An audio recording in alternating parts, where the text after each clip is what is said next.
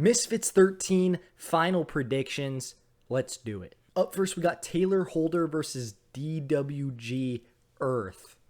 Super random fight. Just got announced recently. This was not on the original card. I really can't find any footage on this Earth guy, so not much to go off of. But Taylor Holder, we've seen him in the past. He was hyped up for his influencer boxing debut and then got whooped by a Nissan Gib. I don't think he would make his comeback as a step-in opponent unless he knew he was going to win. I think Taylor Holder is going to completely outclass him, and I think we're going to get a stoppage victory from what I can tell.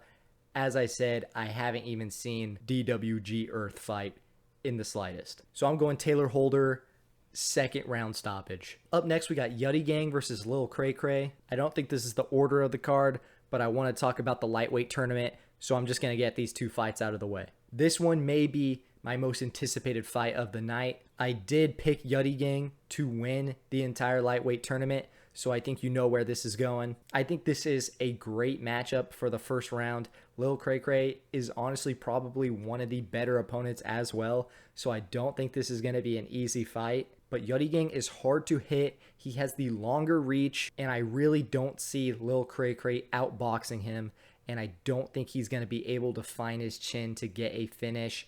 I'm going with Yuddy Gang by a decision. The second fight of the lightweight tournament that we're getting is Joey Knight versus Baby Hulk. This one I think is a little easier to pick. Joey Knight had a great Misfits debut just a few months back. Baby Hulk making his debut now. Baby Hulk has some MMA experience, now transitioning to full-time boxing. I think he's going to struggle a little bit with that adjustment in this fight, and I think Joey Knight is going to catch him by surprise before he's able to get going and become comfortable in there. I don't think he's going to be able to get to that point. Joey Knight's boxing is crisp. He has a lot of confidence coming into this fight. I think it's going to be a dangerous situation for Baby Hulk.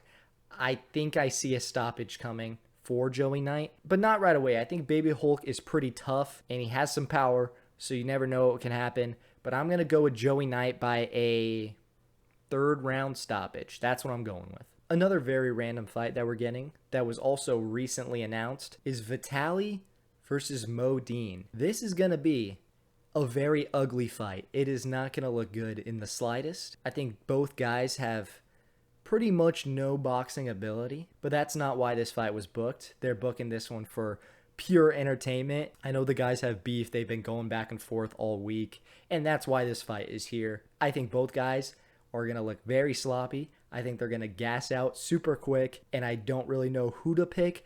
I'm going to go with Vitaly simply because I think he has slightly more power in his shots, but I do think it's going to be an ugly fight from both sides. I think we'll probably see a stoppage because I think Modine will probably get so gassed to where they will stop it.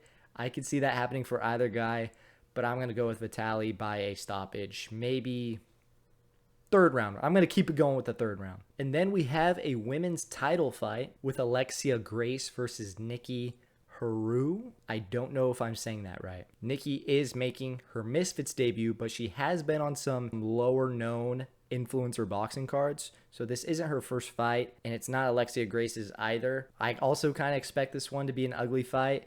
I think both girls are going to come out with a game plan and are going to start off a little slower trying to implement that game plan. But once they get going, I think the game plans are going to go completely away and they're going to start slugging it out. That's really what I see happening. I think it's going to be competitive, and I also think it's going to go the distance. I think it's kind of a toss-up fight, but from what I've seen, I'm going to go with Nikki Haru by a decision. One more fight before the main event. I'm talking Chris Avila versus Jake Bostwick. And I've made predictions for Chris Avila in the past, and I think I've picked against him a few times, and pretty much every time I've gone against him, he's proved me wrong. So this time, I'm not going to make that mistake again.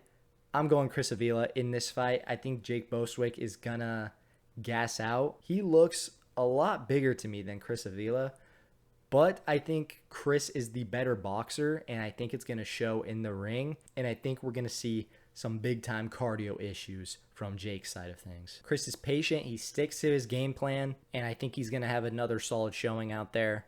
I'm going Chris Avila by a decision. I don't think he's going to be able to put him away. And then we have our new 2 versus 1 main event, Fox the G versus Most Evil Tag Team. Yes, Most Wanted and Evil Hero, both going up against Fox the G in one fight. They may have this 2v1 advantage, but I think it's going to be easy work for Fox the G in there. Also, coming off of one of the best Misfits debuts we've seen, Fox the G, we now know he has some pretty solid power.